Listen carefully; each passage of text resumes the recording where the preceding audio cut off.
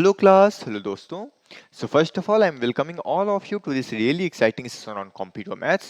और आज की क्लास में हम लोग क्या करने वाले हैं? आज की क्लास में हम 2 दिसंबर 2022 के शिफ्ट 2 का मैथमेटिक्स सॉल्यूशन देखने वाले हैं. Okay and very good morning, good afternoon और गुड इवनिंग, जिस टाइम पे भी आप वीडियो को देख रहे हो उसके अकॉर्डिंग.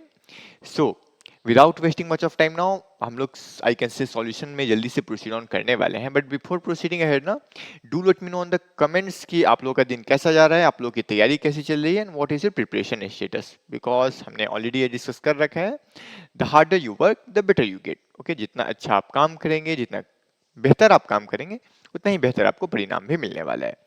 बट हाँ, सिंस अब टाइम काफ़ी कम है, अब तो आई कैन से ना ये तो लास्ट ही है जून का. So paper is around the corner, तो हमें टाइम को प्रिजर्व करने की जरूरत है. So without wasting much of time, okay, जल्दी से हम लोग पेपर सॉल्यूशन पे आते हैं and let's start solving the questions. Okay, और उसके बाद आप लोग ना ये बात जरूर से मुझे कमेंट्स में बताएं. और हाँ, मैं ये भी बोलना चाहता हूँ कि प्रीवियस क्लास में ना मैंने एक क्वेश्चन दिया था, but I haven't seen any of the responses in that question. Okay, किसी ने भी रिस्पॉन्ड नहीं करा है आप लोगों में से कि उसका आंसर क्या होने वाला है. राइट, मैंने आपको सब कुछ वहां पे सॉल्व कर ही दिया था, just you have to multiply that thing. तो मैंने उसका भी आंसर नहीं देखा. तो do comment, okay, what is the answer for any question, so that I get to know कि कौन कौन से लोग पूरा वीडियोस देख रहे हैं. ओके, बिकॉज अगर आप आधा वीडियो देखते हो ना, so it is not helpful. Okay, अगर आप एक सीक्वल में पूरा वीडियो देखोगे तब आपको ये समझ में आएगा कि हाँ, इससे मैं क्या मतलब मेरे कंक्लूजन्स क्या हो सकते हैं, मेरी ऑब्जर्वेशंस क्या हो सकती हैं. तो इसके लिए मैं ये बोलूंगा ना, please see the complete videos. And if you love the content, okay, that I am uploading, so do one thing, kindly subscribe the channel and likes, okay, do likes and share as well. Okay, जिन लोगों को भी इसकी जरूरत है ना, to needy ones, do share these videos. So without wasting much of time now, let's start the class. So the first question is that दो उम्मीदवारों के बीच एक चुनाव में पराजित उम्मीदवार ने जो वैलिड वोट्स हैं उसका 42% हासिल करा है. ओके, तो वैलिड वोट का जो 42% है वो किसे मिला है? वो जो कैंडिडेट ने जो इलेक्शन हारा है ना, उसे मिला है 42%. और वो कितने वोट से हार गया? वो हार गया 7,68,400 वोटों से. और यदि 82,560 मतों को अमान्य घोषित कर दिया गया, मतलब इनवैलिड, तो इनवैलिड वोट्स इतने हैं मेरे, तो आपको ये बताना है ना. और इन्होंने ये भी बोला है कि 20% लोगों ने अपना मत डाला ही नहीं. तो अमान्य मत लोगों द्वारा नहीं डाले गए मतों के कितने प्रतिशत थे? We have to find that thing. तो वैलिड वोट में ना, अगर 42% मिला जो कैंडिडेट हारा उसे, तो विनिंग कैंडिडेट को कितना मिला होगा? विनिंग कैंडिडेट को मिला होगा 58%. ओके, तो 58% मिला किसे? मेरे विनिंग कैंडिडेट को. लूजिंग कैंडिडेट को कितना मिला? लूजिंग कैंडिडेट को मिला मेरा 42%. ओके, और जैसे मुझे ये पता चलता है, तो इन्होंने ये बता रखा है ना कि इनके बीच का जो डिफरेंस है वो कितना है वोट्स का? ये है 7,68,400. ओके, तो जैसे मैं ये कंक्लूड करता हूँ, so talking about the next thing, तो ये क्या होगा? ये होगा 16% of valid votes. Okay, 58 minus 42 आप करोगे ना, तो ये क्या आएगा? ये आएगा मेरा 16%. सो वैलिड वोट का 16% किसके इक्वल है? 7,68,400 के इक्वल. ओके, जैसे आप इसे फर्दर सॉल्व करोगे, so it would be valid vote 16% को आप क्या लिख सकते हैं? आप इसे लिख सकते हैं 16/100.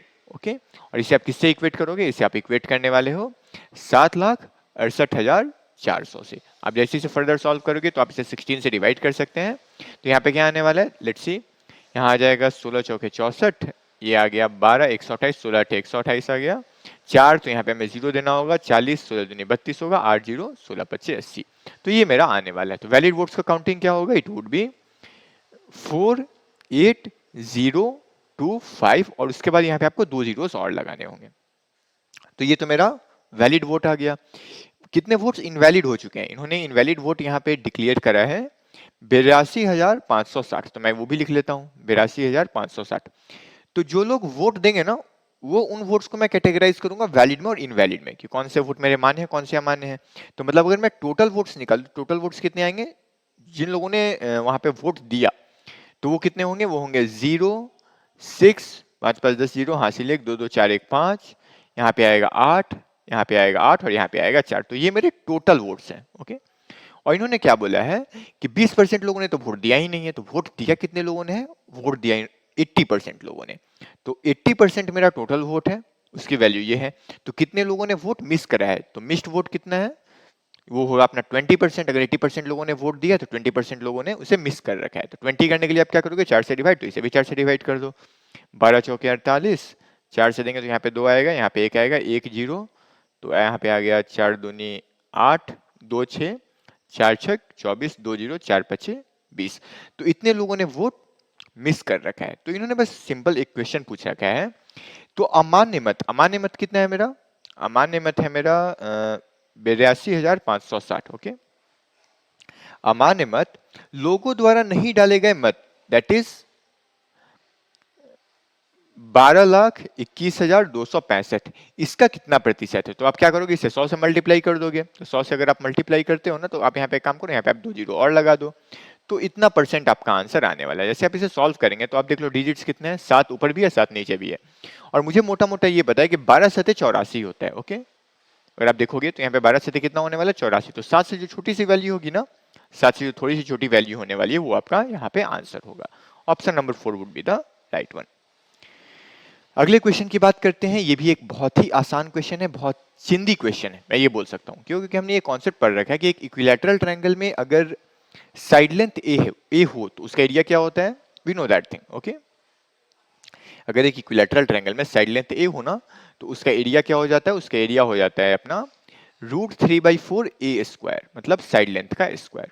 कोई प्रॉब्लम नहीं है। तो इसे मैं अगर फर्दर सॉल्व करूँ तो आप इसे देख सकते हो, it can be written like √3/4, side length क्या है, ये है 24। तो मैं क्या करता हूँ, 24 को 2 टाइम्स मल्टीप्लाई कर लेता हूँ, 24 इंटू 24 वी आर हैविंग। तो 4 से कैंसिल करेंगे तो यहाँ पे क्या आ गया 6, और सेंटीमीटर इंटू सेंटीमीटर क्या आ जाएगा, ये आ जाएगा अपना सेंटीमीटर स्क्वायर। तो अगर मैं इसे फर्दर सॉल्व करूँ तो 24 इंटू 6 क्या आ जाएगा, it would B 144√3 centimetre square. Okay, so option number 4 is the right answer.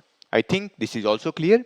तो जो भी फॉर्मूलाज है ना, यहाँ पे वो कैलकुलेट, आई कैन से दिस थिंग, ओके, ये ना करने की भी रिक्वायरमेंट नहीं है। 24 × 24 576 होता है, हमें पता होता है। 576 को अगर हम 4 से डिवाइड करेंगे तो 144 ही आएगा। तो ये चीजें तो बहुत जल्दी हो सकती हैं, but the point of concern is कि हम लोग यहाँ पे क्वेश्चन डिस्कस कर रहे हैं। इट्स नॉट लाइक कि ये कोई मैराथन है कि आपको 20 मिनट में ही 100 क्वेश्चंस कर लेने हैं। ओके, यहाँ पे आपने इन क्वेश्चंस को कर रखा है। So now you are learning the approach. Okay, approach तो कभी भी मैटर करेगा okay in the paper, and the trick is कि आपको एरिया ऐसे कैलकुलेट करना है यूजिंग दिस फॉर्मूला। अगला क्वेश्चन है कि निम्नलिखित चार्ट का अध्ययन करे और नीचे दिए गए प्रश्न का उत्तर दे। तो चार विभिन्न विभिन्न मेडिसिन हैं ABCD, और उनमें मटेरियल यूज हुआ है P1 P2 P3, और उसका यहाँ पे इन्होंने मात्रा भी बता रखा है मिलीग्राम में। ओके, तो P3 बताया गया है ब्लैक बार से, P2 बताया गया है वो जो क्रॉस बार है उससे, और ग्रे बार से P1 को बताया गया है। तो सर्वाधिक उपयोग किया जाने वाला पदार्थ कौन सा है। तो मैं लिख लेता हूँ यहाँ पे पदार्थ कौन कौन से मेरे P1 P2 P3। तो कैलकुलेट करेंगे तो P1 कौन सा है, जो सबसे नीचे ग्रे वाला, तो यहाँ पे है 5, यहाँ पे है 3, 5 3 8, 8 4 12 और 12 6 18, मतलब 18 मिलीग्राम अपना P1 यूज हुआ है। ठीक है, अगर मैं P2 की बात करूँ तो P2 देख लीजिए, यहाँ पे 4, यहाँ पे 5 4 5 9, 9 3 12 और 12 3 15, 15 मिलीग्राम अपना P2 यूज हुआ है। और अगर मैं बात करूँ P3 की, तो P3 कितना यूज हुआ होगा, इट इज नथिंग बट 4 4 3 7 7 5 12 12 4 16, तो ये यूज हुआ 16 मिलीग्राम। तो सर्वाधिक यूज कौन सा हुआ, सबसे ज्यादा यूज हुआ है अपना P1। Option number 4 is the correct answer. Talking about next question, तो ये ना थोड़ा सा वेटेड मीन का कॉन्सेप्ट अगर आपको याद है तब तो वेल एंड गुड, और अगर नहीं याद है तो कोई प्रॉब्लम नहीं है, जल्दी से हम लोग याद भी कर लेते हैं।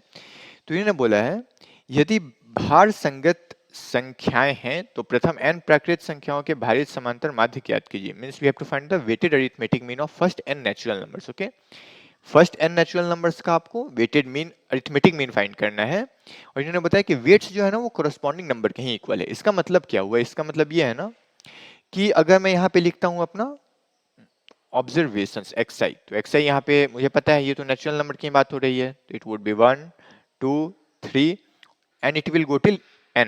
ओके, इन्फिनिटी तक किया जाता है।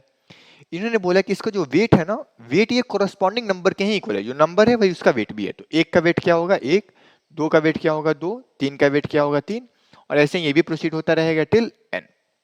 तो मैं आपको ये बता दूं कि वेटेड मीन का फॉर्मूला क्या होता है। तो वेटेड मीन का फॉर्मूला होता है, आप एक काम करो, आप जितने भी xi wi है ना, जितने भी आपके एक्स आई डब्ल्यू आई, आप इन दोनों को प्रोडक्ट करोगे, एक्स आई डब्ल्यू i i is equals to 1 to n, एक से लेकर के n तक जितने भी एक्स आई डब्ल्यू आई हैं आप उन्हें मल्टीप्लाई करो पहले और उन्हें फिर ऐड कर दो, divided by sigma of W I, सारे वेट्स को भी आप ऐड करोगे स्टार्टिंग फ्रॉम 1 टिल n। अगर आप ये काम करते हैं ना तो आपका आंसर बहुत ही आसानी से आ जाएगा। क्यों? क्योंकि अगर मैं यहाँ पे एक्स आई डब्ल्यू आई फाइंड करूँ तो 1 इंटू 1 क्या हो जाएगा, यहाँ आ जाएगा 1 स्क्वायर, 2 इंटू 2 क्या हो जाएगा 2 स्क्वायर, 3 इंटू 3 क्या हो जाएगा 3 स्क्वायर, और n इंटू n अल्टीमेटली क्या आ जाएगा n स्क्वायर। तो सिग्मा कहने का मतलब क्या है, सिग्मा कहने का मतलब ये है कि it would B 1 square plus 2 square, और ऐसे ये कंटिन्यू होते होते कहाँ तक जाएगा, ये n स्क्वायर तक जा रहा है। जितने भी वेट्स हैं अगर मैं उन्हें ऐड करने की बात करूं तो वेट्स क्या क्या है मेरे 1 2 3 टिल n ना, तो इट वुड बी 1 2 ओके, ऐसे करके ये n तक यहाँ पे इन्होंने बता रखा है। ओके, तो अगर मैं इसे सॉल्व करूं तो ऊपर आप देखिए ऊपर क्या बन रहा है, ऊपर बन रहा है sum of first n squares of natural numbers. Okay, हमने पहले n नेचुरल नंबर्स के स्क्वायर को ऐड कर रखा है यहाँ पे, तो इसका फॉर्मूला क्या होता है, इसका फॉर्मूला होता है n into n plus 1 into 2n plus 1। Okay, n into n plus 1 into 2n plus 1 divided by 6 और नीचे sum of natural number that is n into n plus 1 divided by 2। तो जैसे मैं लिखूंगा ना तो आप देखो 2 टाइम्स 3 यहाँ पे, तो ये 2 टाइम्स 3 ये तो कैंसिल ही हो गया, n इंटू n प्लस 1 ये भी कैंसिल हो गया, तो बचा क्या 2n प्लस 1 डिवाइडेड बाई 3। तो वेटेड अरिथमेटिक मीन का आई थिंक ये कॉन्सेप्ट तो क्लियर हो ही गया है कि क्या होता है, how we have to solve this question. Okay, तो यहाँ पे दो फॉर्मूला यूज करना था, that sum of square of first n natural number is n into n plus 1 into 2n plus 1 divided by 6, और फर्स्ट n नेचुरल नंबर का सम तो हमें पता ही है n into n plus 1 divided by 2। अगले question में आते हैं, इन्होंने बोला है कि एक जिले में 10,24,000 निवासी है, यदि जनसंख्या 2.5% की वार्षिक दर से बढ़ती है। ओके, वार्षिक दर से इतनी बढ़ती है, राइट, तो 3 वर्षों के अंत में निवासियों की संख्या ज्ञात करनी है। ओके, तो इनिशियली क्या था, इनिशियली जो पॉपुलेशन है ना, जनसंख्या, वो है 10,24,000। अगर मैं 2.5% की बात करूँ तो 25% अगर मैं फ्रैक्शन में लिखूं तो 25% को मैं फ्रैक्शन में क्या लिखता हूँ, इट इज 1/4।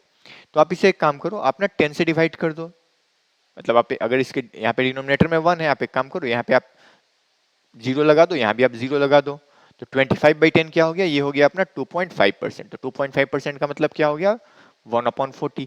इसका मतलब ये है अगर 2.5% का इंक्रीमेंट है तो 40 में एक बढ़ रहा होगा, तो 40 तो पहले था ही, एक बढ़ा तो कितना हो गया, वो हो गया 41।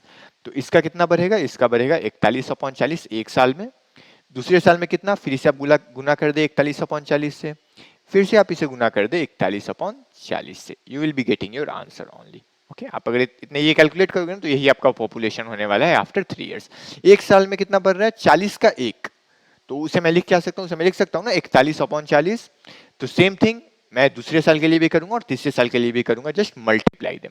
जैसे मैं इसे मल्टीप्लाई करता हूँ तो आप देख ही रहे हो 0 3 जीरो तो यहाँ पे कैंसिल हो ही जाएंगे, और ये कितना आ गया 4 चौके 16, 16 चौके 64।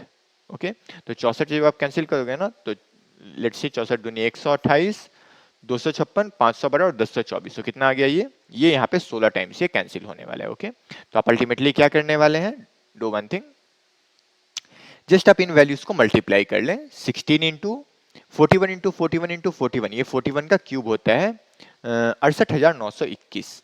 ओके, तो आप बस इसे मल्टीप्लाई करोगे तो आप यूनिट प्लेस से तो आप देख रहे हो 6 इंटू 1 ये हमेशा 6 ही आने वाला है, राइट।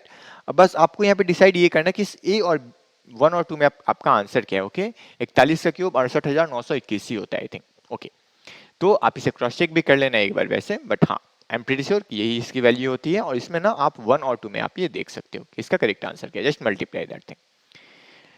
अगला क्वेश्चन ये है कि दैट ए यदि किसी कार्य को पूरा करने में बी से दोगुना समय लेता है, तो ए अगर बी से दोगुना समय लेता है मतलब कि बी जो है वो ज्यादा इफिशियंट है, राइट। मतलब एक दिन में अगर ए 1 यूनिट काम कर रहा होगा तो बी 2 यूनिट काम कर रहा होगा, राइट। तो मैं वही बात एक दिन के बारे में लिखता हूं, तो ए अगर मेरा 1 यूनिट काम कर रहा है तो सिंस बी से उसे दोगुना टाइम लग रहा है, मतलब बी उससे दोगुना इफिशियंट है, डन। तो अगर ए 1 यूनिट काम करेगा तो बी कितना यूनिट काम करेगा, और दोगुना इफिशियंट तो ये 2 यूनिट काम करेगा, और उसे सी से तो 3 गुना समय लग रहा है, मतलब सी उससे 3 गुना ज्यादा इफिशियंट है, डन। तो अगर ए 1 यूनिट कर रहा होगा तो सी कितना कर रहा होगा 3 यूनिट। तो ये मैंने एक दिन का यहाँ पे लिख रखा है कि एक दिन में ये कितना काम करते हैं। तो अगर ए प्लस बी प्लस सी अगर तीनों मिलकर के काम करें, ओके, ये तो मैंने इफिशियंसी के टर्म्स में इन चीजों को कंक्लूड कर लिया। अगर मैं ए प्लस बी प्लस सी की बात करूं तो तीनों मिलकर के एक दिन में कितना काम कर रहे होंगे? तीनों मिलकर के कर रहे हो 1 2 3 3 6 यूनिट के बराबर। आगे इन्होंने क्या बोला है, एक साथ मिलकर कार्य करते हुए वे 8 दिन में कार्य को पूरा करते हैं। तो कार्य पूरा करने में ए बी और सी द्वारा लिया गया मतलब सेपरेट टाइम क्या है, मतलब ए के लिए कितने दिन में करेगा, बी कितने दिन में करेगा और सी कितने दिन में करेगा। तो ए बी और सी तीनों मिलकर 6 यूनिट करते हैं एक दिन में, तो 8 दिन में कितना करेंगे? 48 यूनिट। अब अगर मैं ए की बात करूं तो ए तो एक दिन में 1 यूनिट करता है ना, तो उसे कितना टाइम लगेगा? उसे टाइम लगने वाला है, time taken by A is, total है 48, करता है वो एक दिन में 1, तो 48 अपॉन 1 क्या हो जाएगा? 48। इन्होंने क्रमशः पूछ रखा है, राइट ना। तो एक ही जगह आप 48 देख लो, सिर्फ एक ही ऑप्शन में है 4। ऐसे आप आगे भी देखोगे ना तो 48 बगे 2 24 आएगा टाइम ऑफ बी, और टाइम ऑफ सी की बात करें ना तो 48 अपॉन 3 दैट इज 16। ओके, आपको यही यहाँ पे मिलने वाले हैं। सो आई थिंक कि ये चीजें आपको क्लियर है। So let's proceed ahead. तो यहाँ पे आपने एक भी टाइम आप यहाँ पे क्रमशः है सिंस, तो अगर 48 तो ऑप्शन में नहीं, तो आंसर तो ए का 48 ही होना है, जो ऑप्शन नंबर 4 में ही है सिर्फ। अगला क्वेश्चन ये है दैट यदि x plus y square upon x is equals to 5 है तो आपको इसकी वैल्यू फाइंड करनी है। ये भी बहुत ही चिंदी क्वेश्चन है, बहुत आसान क्वेश्चन है। Why I am saying this thing, क्योंकि ना आप यहाँ पे एक कॉन्सेप्ट भी अप्लाई कर सकते हो। या तो आप x और y की डिफरेंट डिफरेंट वैल्यूज ले लो, या तो आप इसे जो आपको गिवन है उसे आप कंक्लूड करो। मैं क्या बोल रहा हूँ, आप यहाँ पे ये भी कर सकते हो ना, ये मुझे देखते पता चल रहा है कि ये x की वैल्यू 1 अगर आप लेते हैं और y की वैल्यू 2 लेते हैं तो ये इस गिवन पार्ट को सेटिस्फाई करेगा। मतलब अगर आप ये वैल्यूज इसमें पुट करके देखें ना तो आप यहाँ पे ऑप्शन एलिमिनेट करके भी आंसर फाइंड कर सकते हैं। बट हाँ, अगर मैं प्रोसीजर से जाऊं तो इसमें भी टाइम नहीं लगेगा। अगर आप इसे सॉल्व करो तो ये क्या होगा, ये होगा x square plus y square equals to 5x। Okay, जैसे मैं इस चीज को गिवन पार्ट को सिंप्लीफाई करता हूं तो ये मुझे ये मिलता है, राइट। तो मतलब x square plus y square की वैल्यू 5x के इक्वल है। तो यहाँ पे आपको दिख रहा है ना x square plus of y square, तो x square plus y square किसके इक्वल हो गया? इक्वल हो गया 5x के। 2x आपको एडिशनली ऐड करना है अपॉन, यहाँ पे आप x कॉमन ले लो। अब जैसे x कॉमन लेंगे ना तो यहाँ पे क्या आ जाएगा, ये आ जाएगा एक्स स्क्वायर माइनस 5x। तो आपको पता है 5x प्लस 2x कितना हो गया? 7x, और 7x बाई x क्या हो गया? 7। मतलब बचा कितना? 7 अपॉन, अब देखिए अगर मैं एक्स स्क्वायर माइनस 5x की बात करूँ ना तो ये वैल्यू किसके इक्वल आएगी? ये वैल्यू इक्वल आएगी माइनस ऑफ वाई स्क्वायर की। अगर मैं एक्स स्क्वायर और इस 5x को ना आप LHS में ट्रांसपोज कर दो तो ये प्लस 5x क्या बन जाएगा? माइनस 5x बन जाएगा, और ये वाई स्क्वायर क्या बन जाएगी? Minus y square. तो अगर इसमें सिंप्लीफाई करो it would be -7 upon y square only. Okay, option number 4।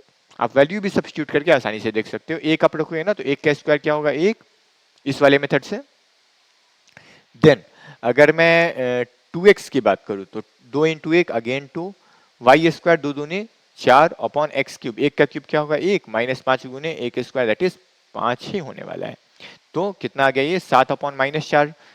y अगर 2 है तो ये क्या लिखा है? ये लिखा है 7 upon minus y square that is -7 upon y square. आप दोनों तरीके से सॉल्व कर सकते हो, जिससे जो आपको पहले चमक जाए जल्दी से। ये भी क्वेश्चन काफी आसान है क्योंकि इन्होंने बोला दैट एक अर्धगोला है। अर्धगोला means we have a hemisphere whose diameter is 28 centimetre. तो अगर डायमीटर 28 है मतलब रेडियस कितना होगा? रेडियस इसका 14 cm है, और इस अर्धगोले का हमें आयतन बताना है। Means we have to find the volume. So we know that the volume of the hemisphere is nothing but 2/3 pi r cube. तो अगर मैं वॉल्यूम की बात करूँ ना so it would be 2/3 pi is nothing but 22/7 into r cube. तो r cube क्या होता है? ये होता है 14 गुने 14 गुने 14, क्योंकि रेडियस की वैल्यू 14 है। तो ये चीजें किस में आएंगी? ये जो होगा ना वो सेंटीमीटर क्यूब में अपना कैलकुलेट होने वाला है। ओके, वॉल्यूम इन सेंटीमीटर क्यूब। अगर मैं सॉल्व करूँ तो 7 दूनी कितना होने वाला है? ये 14 होने वाला है। तो ओके, 22 चौके 88 गुने 14 गुने 14 कितना होता है? ये होता है 196, और इसे मैं किससे डिवाइड करूंगा? 3 से, तो ये मेरा वॉल्यूम आने वाला है। तो 88 गुने 196 कैसे करेंगे? It would B 90 minus 2। 196 को मैं क्या लिख सकता हूँ? 200 माइनस 4। ओके, मैं इसे जैसे सॉल्व करूंगा ना तो 200 इंटू 90 कितना होने वाला है? ये होने वाला है 18,000। डन। इसमें से आप क्या घटाने वाले हो? Minus of 360। देन आप क्या घटाने वाले हो? माइनस ऑफ 400, और फिर आप क्या करोगे? 8 इसमें ऐड करोगे। तो अल्टीमेटली आपको घटाना क्या है? आपको घटाना है 760 फ्रॉम हेयर, तो ये आ गया 0। देन 10 में से 6 गया यहाँ पे 4, 9 में से 7 गया, इट वुड बी 2, 7 और 1, ये आपको मिलने वाला है। और इसमें आपको क्या करना है? बस इसमें आपको 8 ऐड कर देना है, क्योंकि माइनस इंटू माइनस ये प्लस होगा ना, तो मैं इस जीरो को यहाँ पे 8 बना देता हूँ। आई थिंक ये क्लियर है। और मुझे इसे 3 से डिवाइड करना है, तो अगर मैं 3 से डिवाइड करूंगा तो 3 पचे 15, यहाँ पे आया 2 2 22, तो 3 सत्ते 21 हो गया। तो आप देख रहे हो 5 और 7 सिर्फ ऑप्शन नंबर 1 में है। अल्टीमेटली जब आप सॉल्व करेंगे तो आपको ये वैल्यू यही मिलने वाली है, 5749/33 सेंटीमीटर क्यूब। ओके, तो आप ऐसे भी ना जरूरी नहीं कि आप लास्ट तक कैलकुलेशन करो ही, अगर आपने अप्रोच अपना सही ले रखा है ना तो ऑप्शन तो उन्हीं में से होने हैं, तो आप यहाँ पे एलिमिनेट भी कर सकते हैं ऑप्शंस को। बहुत ही आसान क्वेश्चन है, बहुत दफा हमने ऐसा क्वेश्चन कर रखा है। यदि a प्लस बी की वैल्यू 5 है और ए बी की वैल्यू 6 है तो आपको इसका मान बताना है। तो 3 इंटू ए स्क्वायर प्लस बी स्क्वायर को मैं क्या लिख सकता हूँ, इसे मैं लिख सकता हूँ 3 into, it would be a plus b the whole square. Okay, it would be a plus b the whole square minus of 2ab। यही बात इन्होंने यहाँ पे लिख भी रखा है। तो अगर मैं बात करूँ तो it would be 3 into a plus b की वैल्यू 5 है, 5 का स्क्वायर क्या होता है 25, minus of 2 into a b, तो 2 गुने 6 कितना होता है, ये होता है 12। सॉल्व कर लो, 3 गुने 13 कितना होगा अपना 39 के बराबर, ऑप्शन नंबर 1। ओके, तो बस ये आपको याद रखना है ना कि ये a square plus b square लिखा है, it is nothing but a square plus of b square, ये इसका फॉर्मूला होता है। अगला क्वेश्चन भी आसानी है, and why I am saying this thing, तो इसके लिए ना मैं आपको यहाँ पे एक डायग्राम बना करके आपको ये क्वेश्चन समझाने की कोशिश करता हूँ। इन्होंने बोला है कि एक, बिकॉज हमें एक ट्रायंगल दिख रहा है, एक ट्रायंगल है जिसमें ए बी ए सी के बराबर है, मतलब ठीक है कि एक आइसोसेलेस ट्रायंगल है। बिंदु ओ भुजा ए सी पर इस प्रकार है ना कि बी ओ बराबर सी ओ है, मतलब कि ओ जो है ना वो बी सी का मिड पॉइंट है। डन।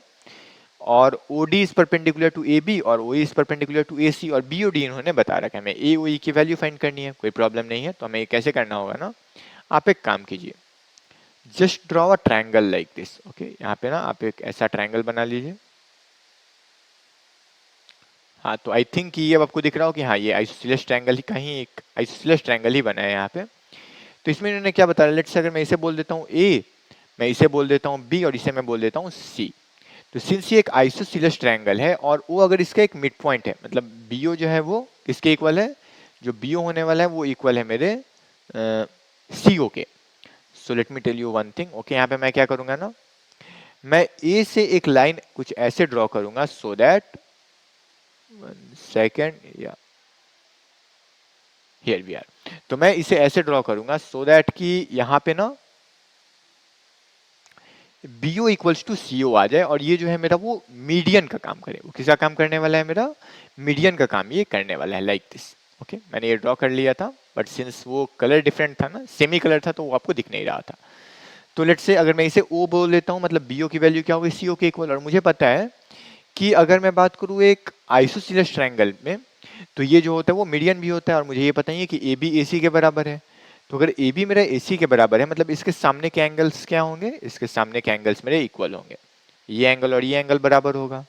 और इन्होंने और क्या इसके अलावा बताया, इन्होंने बताया है कि जो ओ डी है ना वो ए बी पर लंबवत है, मतलब परपेंडिकुलर है। तो मैं एक काम करता हूँ, मैं इसे भी बना देता हूँ, ठीक है ना, इसे मैं पेन से ही बना देता हूँ, that would be more better. Let's say कि मैं यहाँ से ओ पे ज्वाइन करता हूँ, ये अपना परपेंडिकुलर है ही, इसे मैं डी बोल देता हूँ। और मैं एक काम करता हूँ, मैं यहाँ से चलता हूँ, ऐसे बनाता हूँ, ये भी परपेंडिकुलर है, इसे मैं डी के जगह ई बोल देता हूँ। डन। और इन्होंने और क्या बताया, इन्होंने बताया बी ओ डी की वैल्यू क्या है 60 डिग्री के इक्वल। ओके, आपको क्या बताना है, आपको बताना है एंगल ए ओ ई। ए ओ ई मतलब आपको ये वाली एंगल फाइंड करनी है। तो मैं ना आपको पहले ही बता दे रहा हूँ कि यहाँ पे ये तो 90 डिग्री है, ये भी 90 डिग्री है, तो ये दोनों मेरे कॉन्ग्रुएंट ट्रायंगल्स है। और कॉन्ग्रुएंट ट्रायंगल से इसका मतलब क्या कि ये दोनों जो एंगल होंगे ना आपस में, ये दोनों मेरे इक्वल होंगे। अगर ये x होगा तो ये भी मेरा क्या होने वाला है, x ही होने वाला है।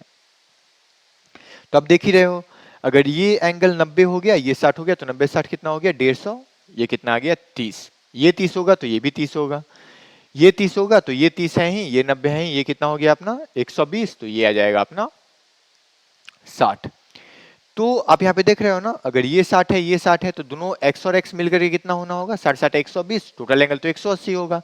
तो x प्लस एक्स की वैल्यू क्या होगी, दैट इज 2x, और इसकी वैल्यू 60 के ही इक्वल होनी है। तो x की वैल्यू क्या आ जाएगी 30, x क्या है एंगल AOE। ऐसे आप फिगर में ही सॉल्व कर सकते हो, कोई प्रॉब्लम नहीं है, क्योंकि आप वो दिख रहा है कि ये जो एंगल है ना वो एक स्ट्रेट लाइन पे बना है, सभी एंगल का जोड़ कितना होगा 180, तो 60 60 120 तो हो गया, बस बाकी जो बचा ना उसे आप दो भागों में बांट दो।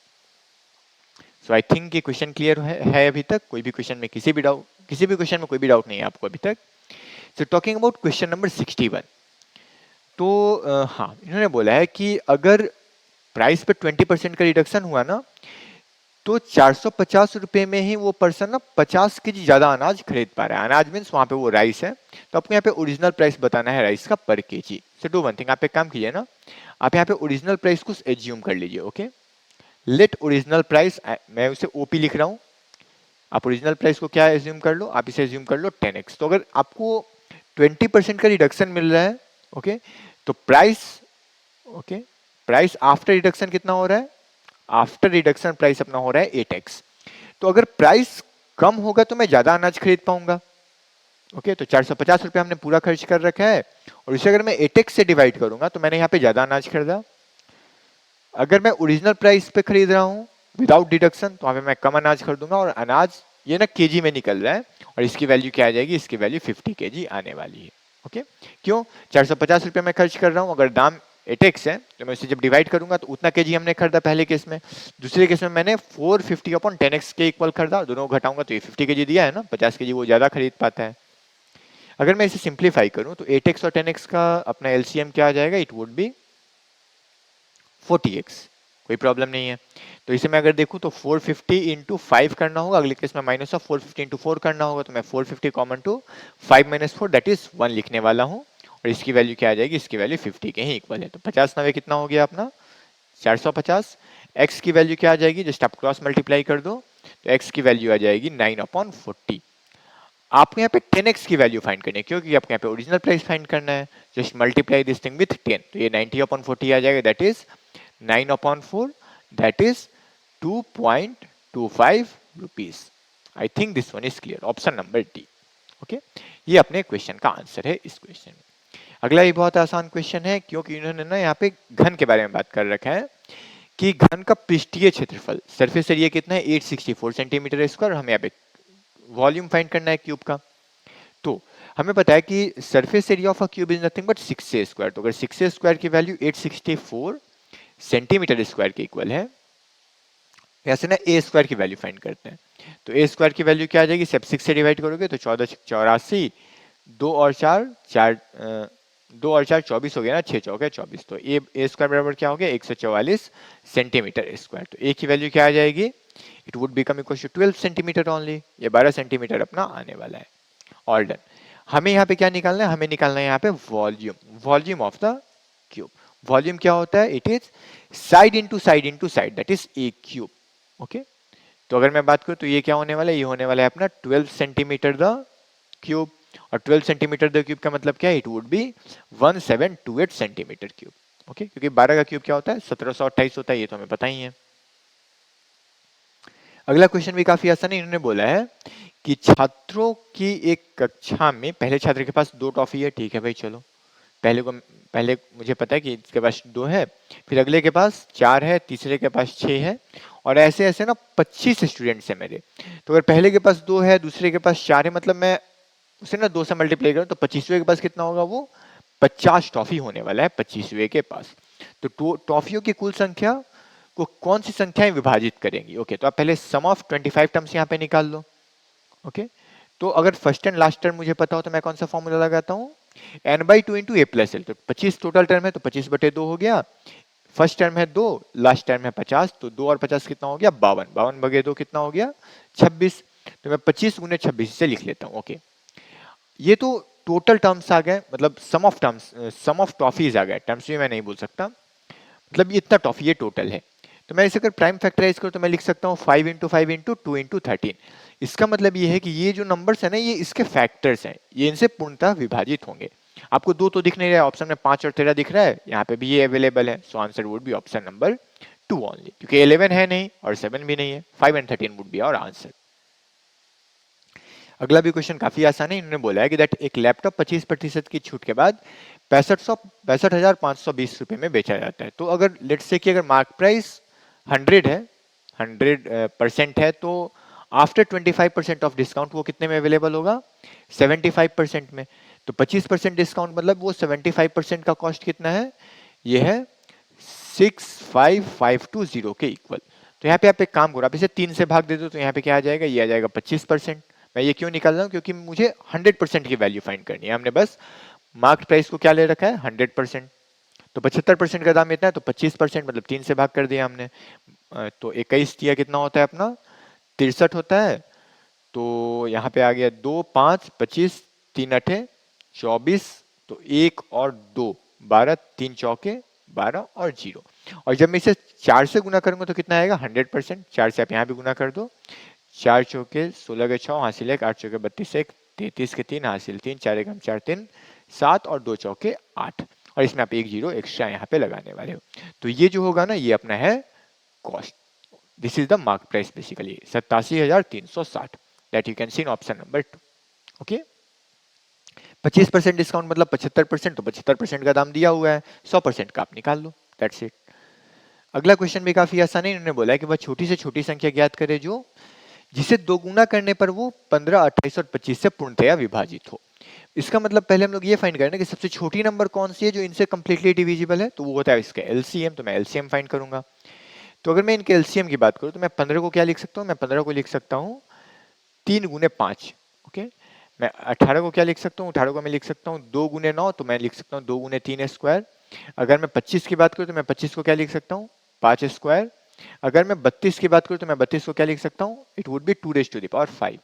तो अगर मैं इसके एलसीएम की बात करूँ तो एलसीएम क्या आएगा, आप डिफरेंट डिफरेंट यहाँ पे जो भी प्राइम फैक्टर्स यूज हुए हैं ना, 2 3 और 5, आप ये लिख लो और उनके मैक्सिमम पावर्स के साथ नहीं लिखने वाले, मैक्सिमम एक्सपोनेंट के साथ। तो 2 का मैक्सिमम एक्सपोनेंट क्या है यहाँ पे 5, 3 का क्या है 2 और 5 का भी क्या है 2। आप बस इन सबको मल्टीप्लाई कर दो, तो 5 पचे कितना हो गया 25, और आप 25 में जब 32 से गुना करते हो ना, तो 25 चौके 100 अटे 800, 800 9 7200।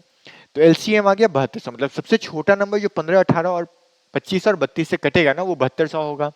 बट आपको ये बताना ही नहीं है, आपको ये बताना कि वो सबसे छोटी संख्या कौन सी है जो दो गुना करने पे ये होती है। मतलब x गुने 2 करूँ ना, तो ये 7200 के इक्वल आ जाए। तो x की वैल्यू क्या आ जाएगी यहाँ पे 3600 के बराबर। Option number 1। Okay, so this is answer.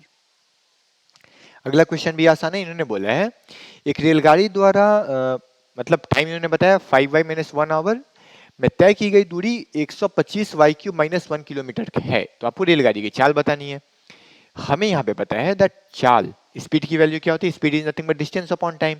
तो डिस्टेंस है अपना 125 y³ - 1। तो a³ - b³ आप देख सकते हो, तो इसे मैं क्या लिख सकता हूँ, इसे मैं लिख सकता हूँ a³ - b³ is a - b into A square. तो 5y के स्क्वायर करेंगे तो कितना आएगा 25y square plus of 5y into 1 that is 5y plus of 1 square that is 1 only. और इसे मैं किससे डिवाइड करूंगा, ये तो डिस्टेंस आ गया। टाइम क्या है, टाइम है अपना 5y - 1। ओके, अब जैसे यहाँ पे सॉल्व करिएगा ना, ये आपके चाल की वैल्यू आ रही है that is speed. Distance upon time हमने अप्लाई करा, ये और ये कैंसिल हो जाएगा और स्पीड आ जाएगा किलोमीटर पर आवर में 525y square plus 5y plus 1। Option number 4। Okay, बस मैंने फैक्टराइज किया, फॉर्मूला लगाया and we have got the answer, that's it. एक त्रिभुज की भुजाएं 4:6:8 में है, तो आपको ये बताना कि ये ट्रायंगल है क्या। तो मान लीजिए कि ट्रायंगल की तीन भुजाएं क्या है यहाँ पे, ए बी और सी। तो मैं एक छोटा सा कॉन्सेप्ट बताता हूँ। अगर आप ए स्क्वायर प्लस बी स्क्वायर की वैल्यू फाइंड करते हैं और अगर ये वैल्यू सी स्क्वायर से बड़ी आ रही है, तो यहाँ पे कौन सा ट्रायंगल बनेगा, यहाँ पे बनेगा अपना एक्यूट ट्रायंगल। एक्यूट ट्रायंगल मतलब न्यून त्रिभुज। ओके, न्यून कोणीय त्रिभुज। आफ्टर दैट अगर मैं बात करूँ ए स्क्वायर प्लस बी स्क्वायर, अगर ये वैल्यू सी स्क्वायर के इक्वल आ रही है, ओके, मतलब दो छोटे साइड्स का आपने स्क्वायर करा और उसे आपने ऐड करा है, तो अगर वो सी स्क्वायर के इक्वल है ना, तो ये कौन सा ट्रायंगल होने वाला है, ये ट्रायंगल होने वाला अपना राइट ट्रायंगल दैट इज समकोण। ओके, यहां तक तो भाई ठीक है। और अल्टीमेटली अगर मैं बात करूं, अगर ए स्क्वायर प्लस बी स्क्वायर की मैं वैल्यू फाइंड कर रहा हूं, अगर ये वैल्यू सी स्क्वायर से छोटी है, ओके, तो ये कौन सा बनेगा, ये बनेगा अपना obtuse angle triangle. Okay, that is अधिक कोणीय त्रिभुज। तो बस आप यहाँ पे ये सॉल्व कर लो। अगर मैं ए स्क्वायर प्लस बी स्क्वायर की वैल्यू फाइंड करूँ तो 16, ओके, तो ए स्क्वायर 16, बी स्क्वायर इज 36, तो 16 प्लस 36 कितना होता है अपना, ये होता है अपना 52। और ये जो है ना वो सी स्क्वायर से छोटा है, सी स्क्वायर कितना है 88 64। तो यहाँ पे कौन सा कॉन्सेप्ट लग रहा है अपना, तीसरा वाला, ए स्क्वायर प्लस बी स्क्वायर सी स्क्वायर से छोटी है, तो ये क्या बनेगा अधिक कोणीय त्रिभुज। Option number 2। तो यहाँ पे मैंने ये कॉन्सेप्ट भी लिख रखा है, तो आप ऐसे भी चीजों को कंक्लूड कर सकते हो। क्यों, आप देख रहे हैं कि ए स्क्वायर प्लस बी स्क्वायर जो है वो सी स्क्वायर से छोटा है इस केस में।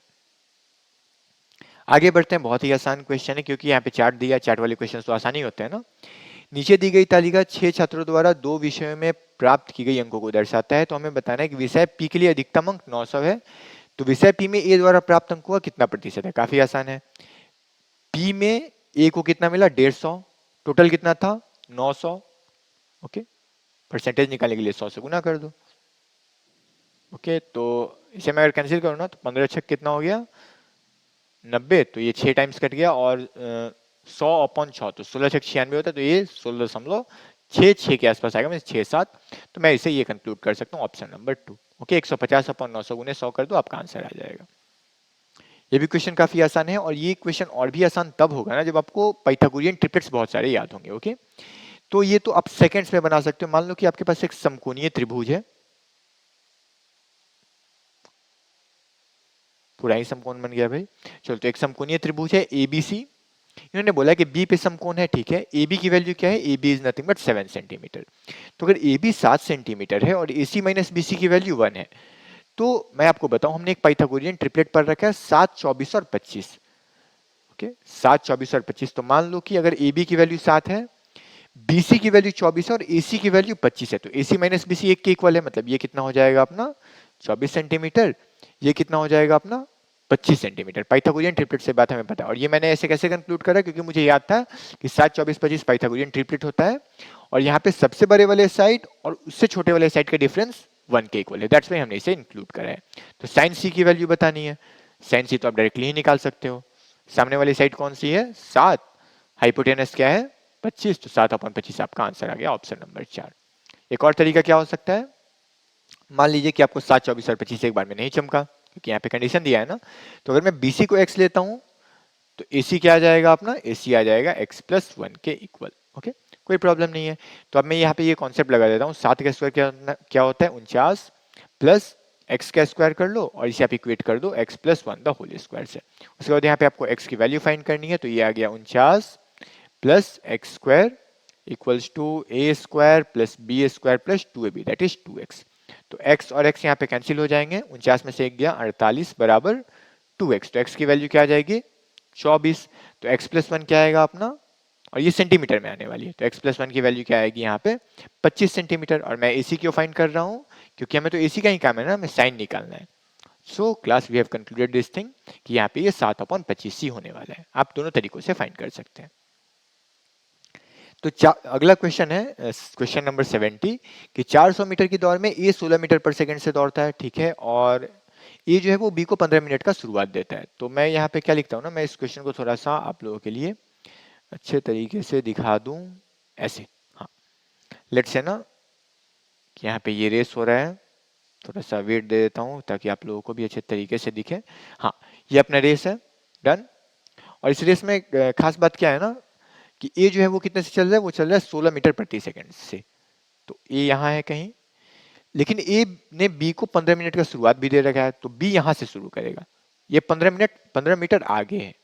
ओके, और ये टोटल डिस्टेंस कितना है, लेट्स से अगर मान लो कि इन दोनों को सी पे पहुंचना है, तो ए से लेकर के सी तक का जो डिस्टेंस है ना वो किसके बराबर है, ए से लेकर के सी तक का जो डिस्टेंस है वो किसके बराबर है 400 मीटर के बराबर। ओके, ये कितने से चल रहा है, ये चल रहा है अपना 16 मीटर पर सेकंड से, 16 मीटर पर सेकंड से ये चल रहा है। तो आप स्पीड ऑफ ए फाइंड कर दीजिए। और फिर भी इन्होंने बोला कि अगर ए बी को 15 मीटर का स्टार्ट भी देता है ना, तब भी उसे वो 10 सेकंड से हरा दे रहा है। तो आप स्पीड ऑफ ए तो इन पता ही है, ये 16 मीटर पर सेकंड है, तो हमें स्पीड नहीं फाइंड करना, हमें फाइंड करना है टाइम। ओके, तो मैं इसे मिटाता हूँ, हमें यहाँ पे टाइम फाइंड करना है। तो टाइम टेकन बाई ए कितना होगा, डिस्टेंस ए को चलना होगा पूरा का पूरा 400, स्पीड क्या है 16 मीटर पर सेकंड। तो अगर आप डिवाइड करोगे ना तो 16 दूनी 32 और यहाँ पे 8 0 16 25 80, तो यहाँ पे 25 सेकंड में अपना ये रेस कंप्लीट कर लेगा।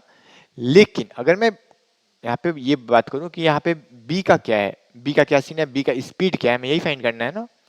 तो उसके लिए मैं पहले ये फाइंड करूँगा बी को कितना डिस्टेंस ट्रेवल करना है। तो उसने तो 15 मीटर से आगे से स्टार्ट कर रहा है, तो 400 में से 15 घटाएंगे तो बी को ट्रेवल करना है 385 मीटर। वो उसे 10 सेकंड से हराता है। तो अगर ए 25 सेकंड में कंप्लीट कर रहा होगा तो बी कितने में कर रहा होगा, इससे 10 सेकंड बाद, दैट इज 35 सेकंड में। तभी तो ए उसे 10 सेकंड से हराएगा।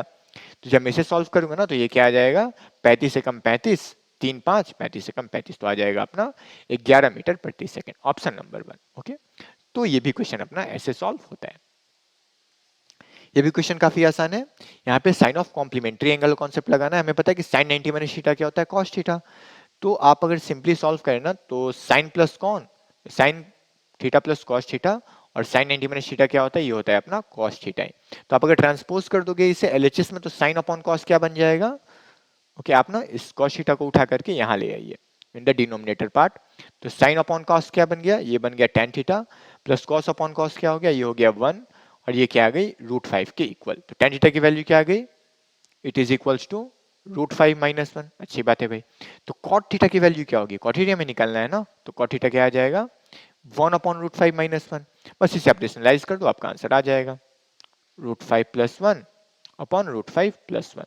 तो ऊपर बनेगा √5 + 1 ही सिर्फ, और नीचे क्या बनेगा a + b × a - b, that is a²। तो √5 का स्क्वायर क्या होगा 5, -1 का स्क्वायर 1, तो 5 में से 1 क्या हुआ, ये हुआ 4। तो √5 + 1 / 4, ऑप्शन नंबर 2 जो होगा वो अपना करेक्ट आंसर होने वाला है। ओके, तो ऐसे अपना ये भी क्वेश्चन होता है sorted and done.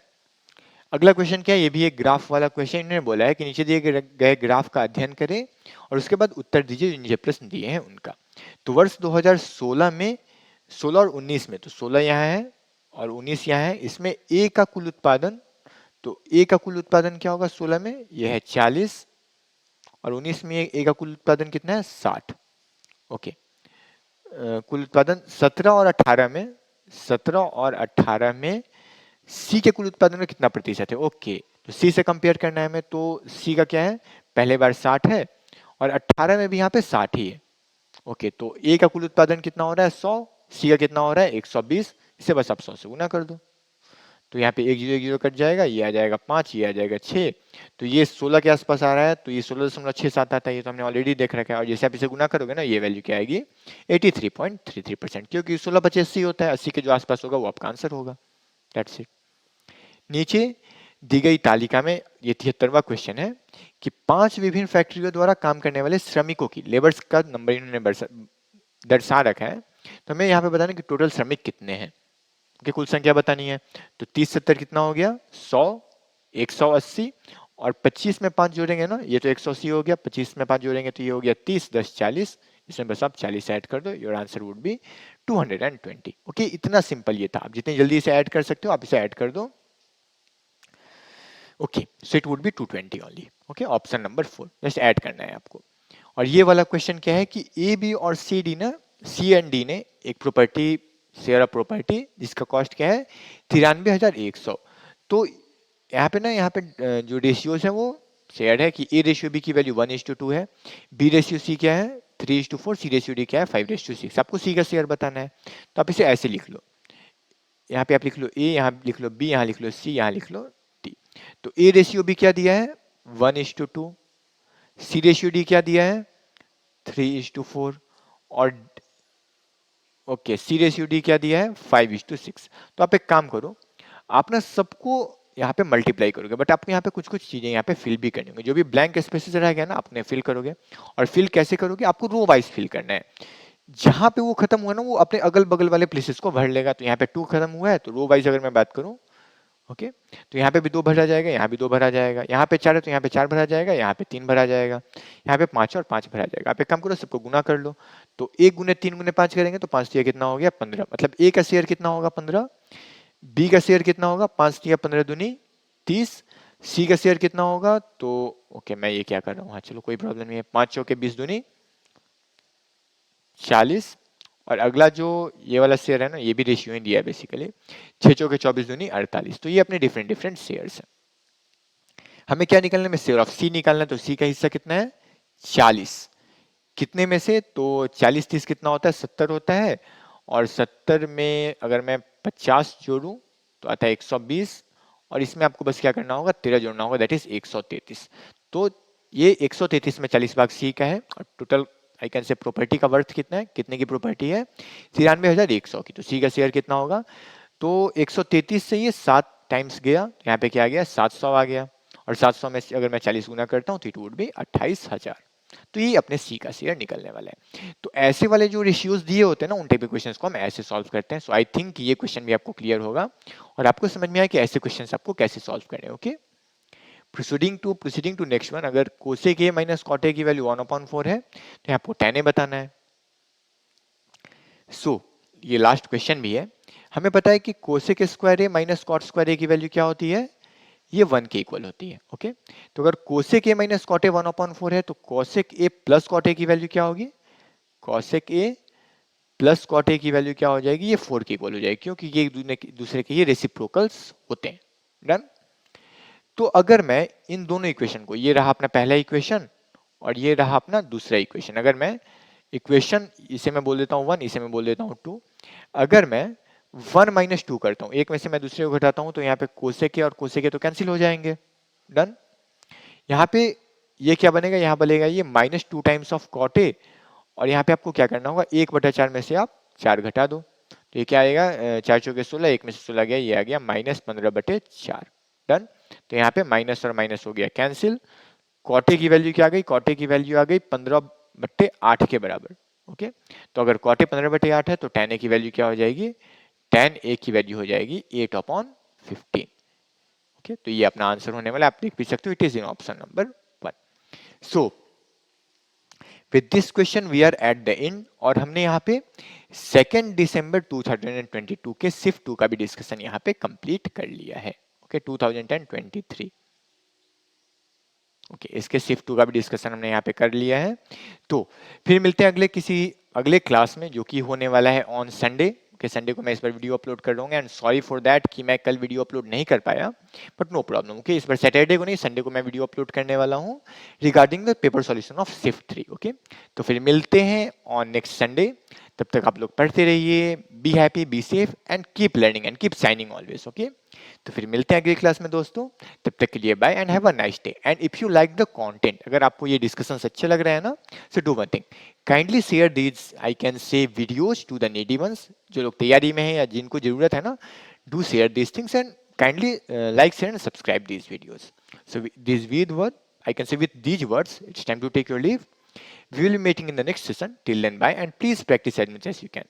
So bye दोस्तों, मिलते हैं फिर अगले क्लास में।